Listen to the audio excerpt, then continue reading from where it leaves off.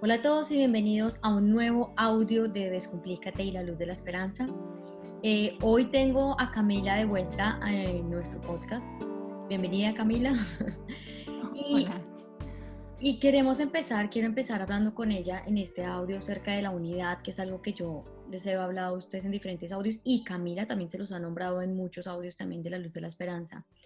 Y hoy algo que quiero hablar con ella es esa unidad, esa coherencia, lograr esa coherencia entre el cuerpo, la mente creadora, esa idea primera que a uno le llega para crear, y el corazón, que es esa intuición, ese amor expansivo que le permite a uno empezar a guiar su propósito de vida o su misión. Pero yo siempre he dicho que para traer unidad con nuestros familiares, con nuestros colegas y con todas las personas que nos rodean, primero tenemos que traer esa unión a nosotros mismos, esa unidad a nosotros mismos, porque fue así como yo empecé a vivir mi proceso espiritual o mi proceso de reconocer quién era yo y lograr encontrar mi real propósito. Entonces, de esta manera, Cami, te pregunto, ¿cómo podemos lograr esa unión entre el cuerpo, la mente y el corazón? Listo. Hola mi Angie y hola a todos. Como decías tú, estoy de regreso. Tuve una pausa por un tiempo. Hay cosas a veces en la vida que nos obligan a detenernos en ciertos capítulos y luego reasumirnos. Pero bueno, lo importante es que estamos ya aquí de regreso. Este capítulo de la unidad me encanta y es tan grande y tiene tantos niveles de complejidad diferentes que nos obliga a irlo masticando de a poquitos y, digamos, ir decodificándolo paso a paso y poco a poco. Entonces vamos a empezar hoy hablando sobre la unidad en una dimensión o en una escala pequeña, es decir, con el sí mismo, como lo decías tú. Entonces tú decías, pero Cami, ¿cómo hacemos para llegar a la unidad? ¿Cómo rescatamos esa coherencia? ¿Sí? Entre la mente, el cuerpo y el corazón, mencionabas tú. Entonces, te voy a dar una respuesta que es muy poco lógica dentro de esto, pero es el único camino. Y es, nosotros alcanzamos esa unidad a través de la diferenciación inicialmente. ¿Qué significa eso? Para que haya coherencia entre esas tres unidades que tú llamas mente, cuerpo y corazón. Yo voy a reemplazar esa parte de corazón por la parte espiritual como término. Entonces, unidad entre mente, cuerpo y espíritu. Para alcanzar yo la unidad entre estas tres cosas, primero tengo que darme cuenta que esas tres cosas existen y que hacen parte de mí. Tengo que darme el permiso y el tiempo de explorar cada una de ellas y empezar a mirar cómo es que funcionan, qué cualidad es más del mundo físico, qué cualidad es más del mundo mental, ¿sí? ¿Qué es lo que es la mente? ¿Cuál es su función? ¿Qué es lo que es el intelecto, por ejemplo? Que hace parte de ese capítulo. ¿Y qué es lo espiritual? Entonces, cuando empiezo a darme cuenta que dentro de mí habitan esas distintas formas de expresión de mi ser, entonces ahí sí yo puedo empezar a crear una unidad donde es coherente, donde yo reconozco que soy mucho más que el cuerpo, ¿sí? Mucho más que este plano físico, y ahora pongo al servicio todas esas herramientas que yo cada día voy recogiendo a través de mi caminar, y las pongo todas hacia un solo propósito. Eso es lo que es coherencia. Y allí es cuando se desarrolla ese propósito de vida del que tú hablabas al final. ¿Cómo ocurre ese proceso de diferenciación o cómo lo podemos lograr? Inicialmente, eso es algo que ocurre de forma súbita, de forma accidental y en la mayoría de los casos a través del sufrimiento. El sufrimiento en nuestra vida es algo maravilloso y es sublime, pero nos hace pasarla bastante mal, ¿sí? ¿Por qué nos hace pasarla bastante mal? Porque nosotros estamos pegaditos desde esta parte física, y desde esta parte física el sufrimiento sentimos que nos desprende y nos quita lo que más nos gusta, que es la comodidad, el confort, ¿sí? Las satisfacciones, el éxito, todas esas cosas que nos gustan. Y el sufrimiento nos quita esto precisamente para mostrarnos que más allá de este plano físico hay otras cosas, ¿sí?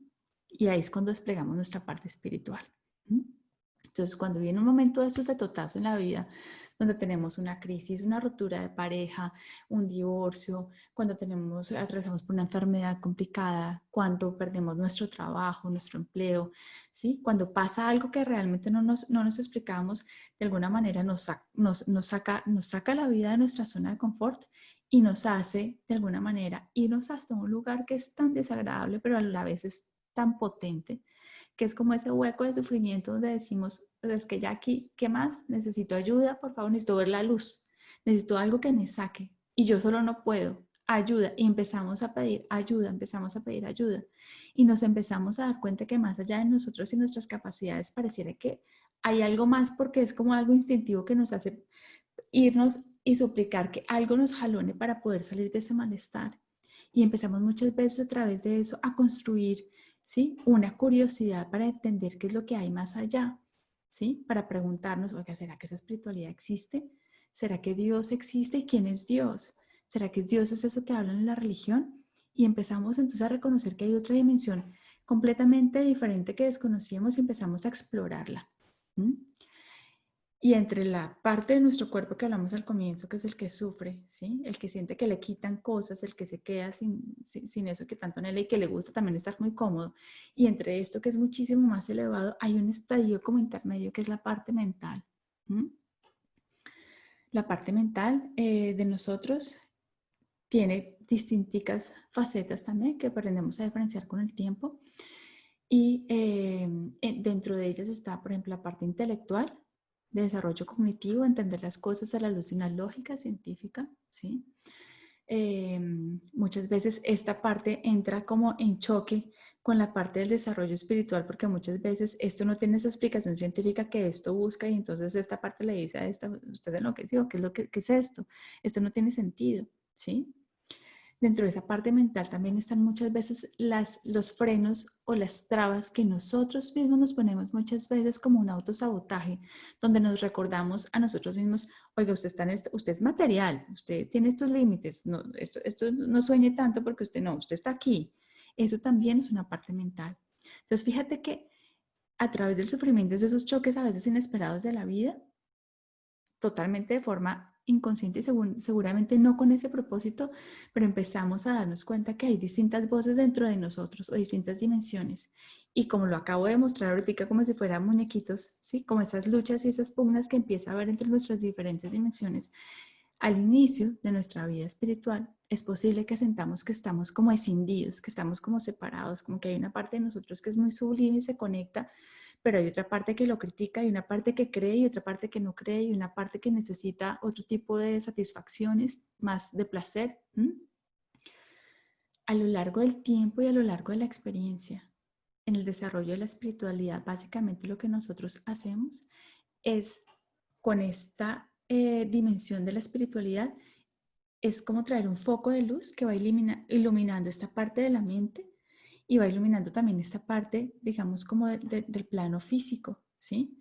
Y nos va a permitir comprender desde el amor, ¿sí? Desde la intuición, desde lo que está conectado realmente con la verdad, esta serie de voces y les va dando un orden sin juzgar, un orden sin señalar, ¿sí? Un orden sin maltratar, sino un orden donde todo queda incluido, ¿sí? Y donde las cositas que a veces no enganchan, las voy soltando porque las perdono y porque las voy soltando, ¿sí? Ya no hacen parte de mí porque reconozco que hay otras explicaciones para esto que yo no podía entender antes cuando solamente lo miraba desde la mente o desde el cuerpo.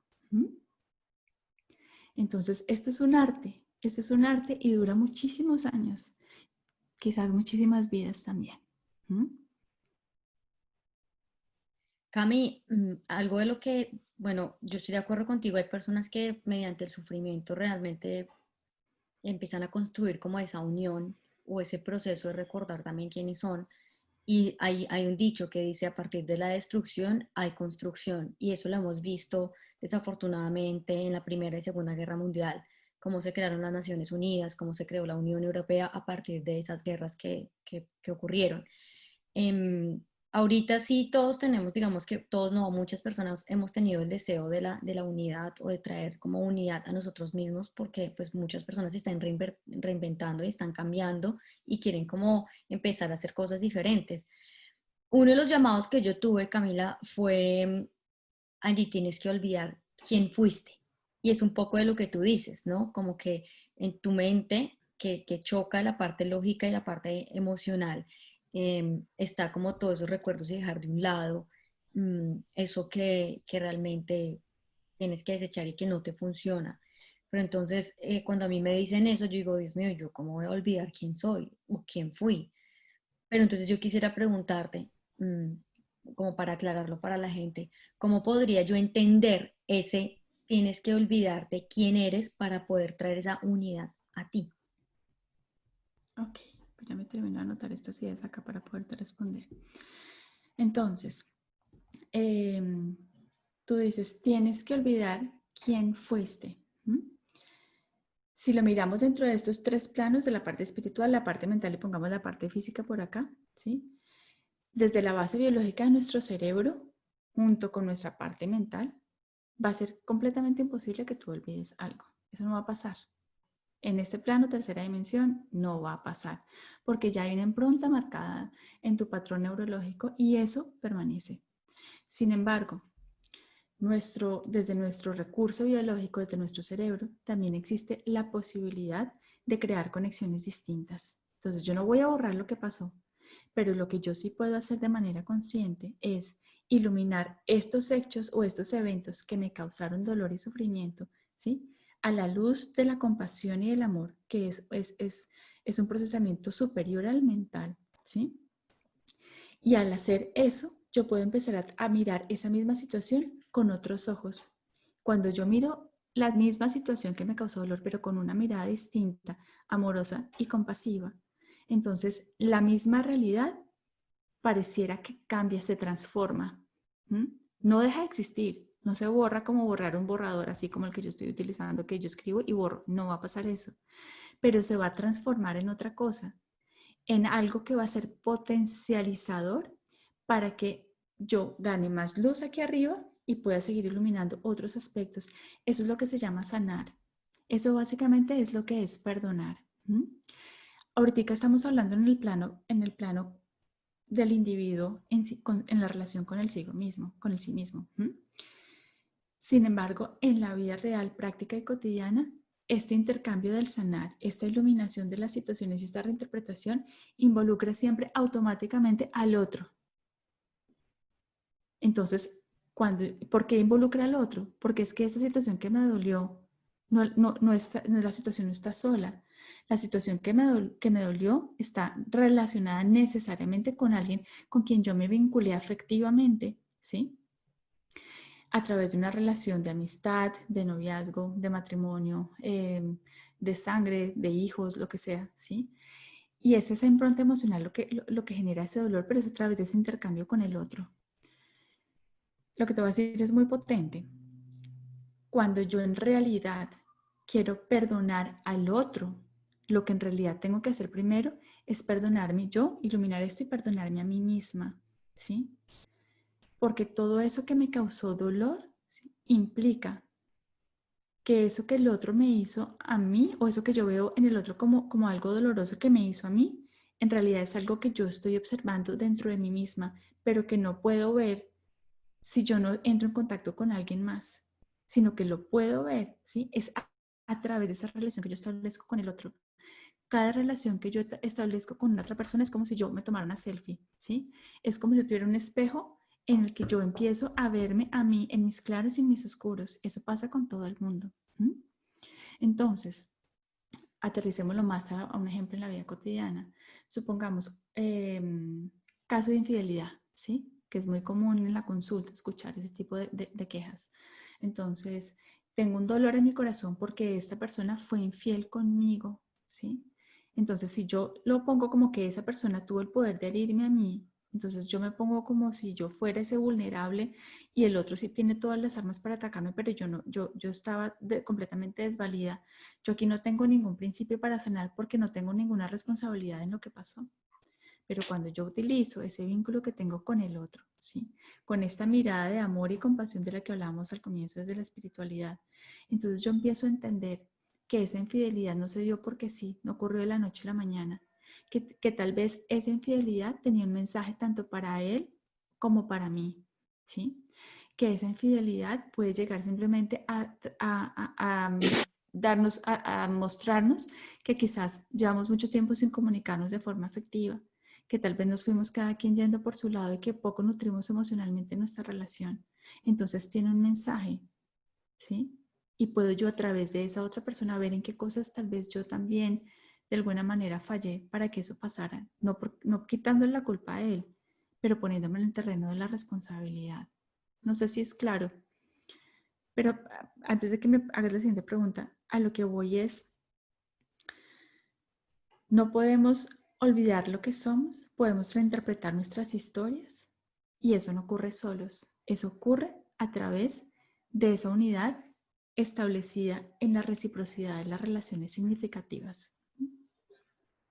Sí, lo que entiendo es como que hay que reestructurar estas experiencias y perdonarlas y dejarlas, aceptarlas, porque cuando uno las acepta y uno se perdona a uno mismo, ahí ya uno las libera, uno no necesita hacer nada más. Y yo recuerdo que una vez me dijiste eso, yo recuerdo que yo le decía, Camila, es que no me soporto a esta persona, o sea, no la puedo ni escuchar y eso que yo soy lo más alegre y tolero a todo el mundo, pero a esa persona en particular no la tolera. Y recuerdo que me dijiste esas palabras, mírate a ti y qué es lo que te está generando esa persona. Y literal, o sea, yo literal lo vi y lo entendí para mí, lo acepté, porque yo pienso que uno del proceso de uno también de sanar está en aceptar y no negarse absolutamente todo. Pero también me gustaría decir, Camila, que a mí yo conozco varias personas que crean resistencia a aceptar que el otro está por alguna razón en la vida de uno y que uno tiene que ver en el otro lo que uno, o sea, ese reflejo tipo selfie que dices tú de lo que uno está haciendo. Pero algo que yo le he dicho a la gente es, esto no es algo que tú tienes que irle a reconocer al otro, ni decirlo en voz alta a otra persona, ni mucho menos, sino es algo que tienes que decírtelo a ti mismo, porque es a ti el que te tienes que perdonar primero.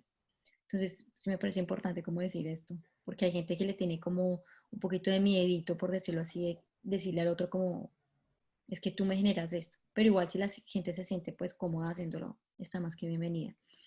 Pues Camila, en realidad, espérame, con ese punto, mi Angie, yo creo que más allá de que sea la gente la que lo haga, yo creo que yo lo hago, yo creo que tú lo haces, yo creo que somos todos los que lo hacemos, ¿sí? El proceso de crecer como personas en este plano es un proceso lento pero seguro. O sea, cada paso que tú das en la vida es un paso pequeño de pulga en el terreno espiritual, pero es seguro que tú estás construyendo aprendizajes que van a perdurar, ¿sí? Los ritmos del alma van lento, los ritmos del ego van rápido, ¿sí? O sea que ese proceso lo vivimos todos y ese es el primer acto. Eso es lo que es la compasión. Es reconocer que eso que le cuesta al otro, eso en lo que el otro falla, eso que a mí me desagrada del otro, Dios mío, brutas, que yo también lo tengo. Yo también hago eso, ¿sí? Yo también, eso que yo veo en el otro, si yo lo veo en el otro es porque ese es mi espejo, yo lo reconozco porque me estoy mirando es a mí, es porque yo también lo estoy haciendo. ¿Mm? Esto es un acto de compasión, que no solamente es mirar y reconocer que eso que el otro hace, no lo puedo juzgar porque yo también lo tengo, sino que también, si yo también estoy descubriendo en mi despertar espiritual o en mi camino espiritual, estoy descubriendo esa luz que hay dentro de mí, inmediatamente eso me pone a que cualquier persona que yo mire afuera, voy a verle que tiene su luz, así como veo la mía. Eso es el principio de la compasión, ¿sí? no, Es mirar ese defecto del otro con el amor con el que yo me lo puedo mirar a mí misma, ¿sí? O con el amor que se lo puedo mirar a quien yo más amo, un hijo, ¿sí? es Sin que juzgar. sí, sin hacer ningún juicio de valor. Además que yo Mm. digo, bueno, la unidad tiene demasiado por detrás, Camila. Esto, antes de hacer este audio dijimos como que de aquí van a esperar un montón de cosas que van a salir porque vamos a hablar de la compasión, de la alegría, de la creatividad, del amor propio, de un montón de cosas que salen a partir de la unidad. Camila, ahora ¿qué cosas a mí me funcionaron para empezar a crear esa unión? Eh, Voy a compartirlo, pero igual yo quiero que tú lo nutras mucho más. A mí me funcionó primero hacer ejercicio, eso es algo que, y bailar, fue lo que a mí me funcionó. Ese fue mi primer pequeño paso que dices tú espiritual. Ese fue mi primer pequeño paso y a partir de ahí yo empecé a encontrarme con un montón de emociones muy fuertes que bueno, gracias a Dios te tuve a ti al lado acompañándome en ese proceso. Y después de ese, entonces ya fui entrando y fui como calmando o limpiando las aguas y ya empecé a hacer meditación y yoga, que pues eso toma tiempo, ¿no? Porque pues hay gente que dice, ay, pero yo me siento y no puedo y pienso mucho, pero pues hay que fijarse que siempre uno empieza por algo más pequeño. Pero entonces, Camille, te quiero preguntar, ¿cuáles serían los pasos o las formas o qué serviría para empezar a crear esa unión desde lo pequeño? Ok. Retomando lo que habíamos dicho al comienzo, para empezar a crear esa unión, primero tenemos que reconocer que nosotros somos más allá de la carne, que somos más allá del cuerpo. Y tenemos que empezar a buscar diferentes cosas que empiecen a diferenciarnos. Las opciones son variadas, son infinitas. No hay solamente una o dos ni tres, son montones, ¿sí?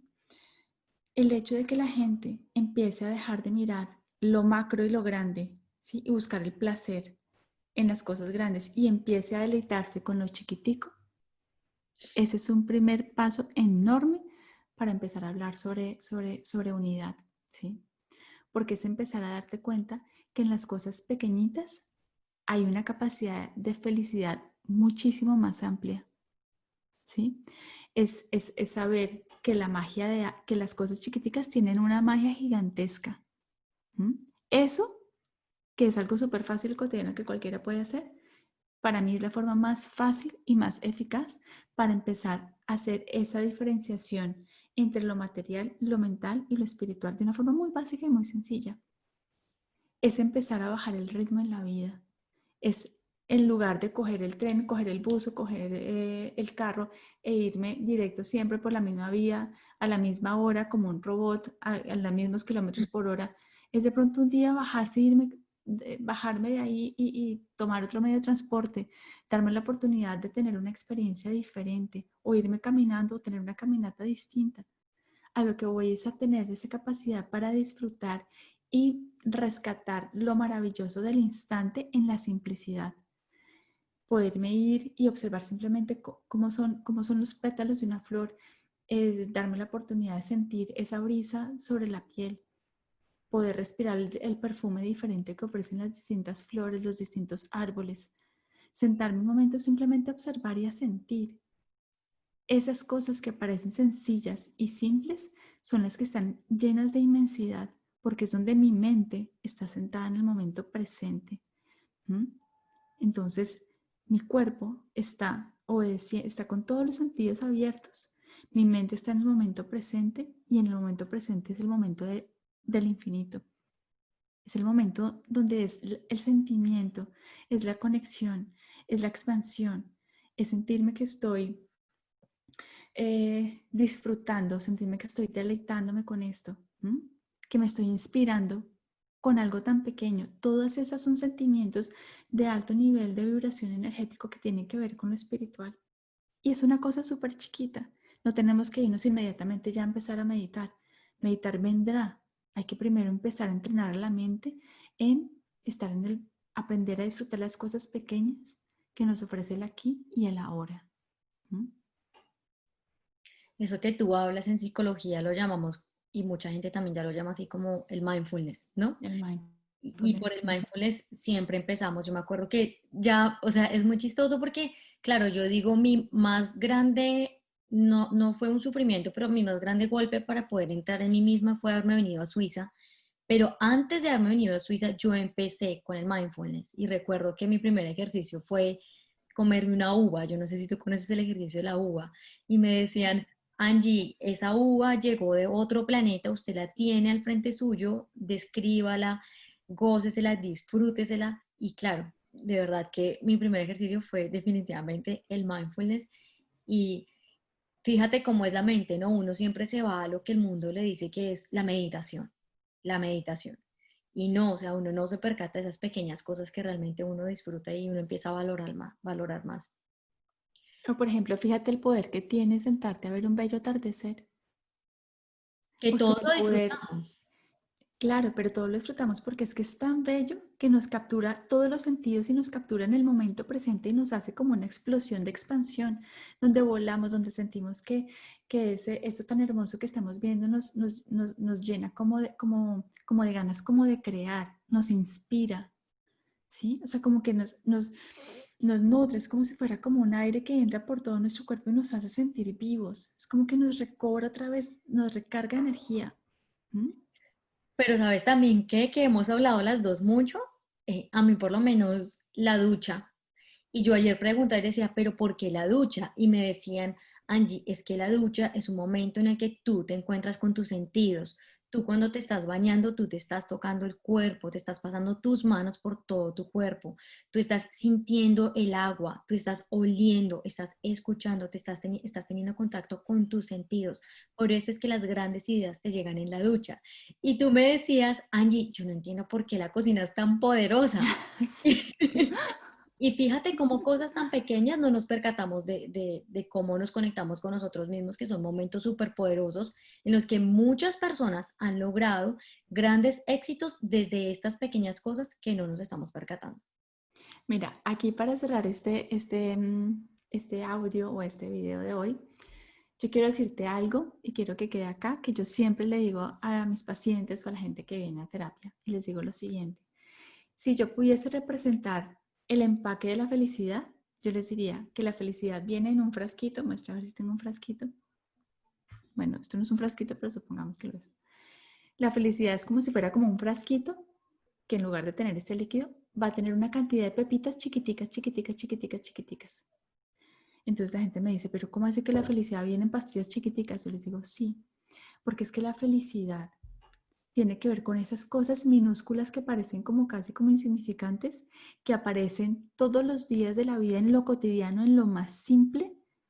Lo que pasa es que esas cositas chiquitas tienen un poder de atracción, retomando el principio de unidad, donde esas cositas chiquitas se unen con otras que le dan, más grandes que les van dando sentido, sentido, sentido, sentido, ¿sí? La felicidad en la vida se construye a través de las pequeñas prácticas en nuestra vida cotidiana. No ocurre a través de los grandes logros, ni ocurre a través de las grandes cosas que podemos comprar o alcanzar. Eso no es verdad, eso no es así. La felicidad viene en pastillas chiquiticas, dosis pequeñitas, pero en continuo, ¿sí? La felicidad es para ti, es para mí, es para todos. La felicidad es gratis. No hay que pagar plata por eso. La felicidad la tienes con la flor que tienes enfrente. La felicidad la tienes observando o jugando con un perro en la calle o viendo un atardecer o saboreándote una fruta que agarraste de un árbol en el camino.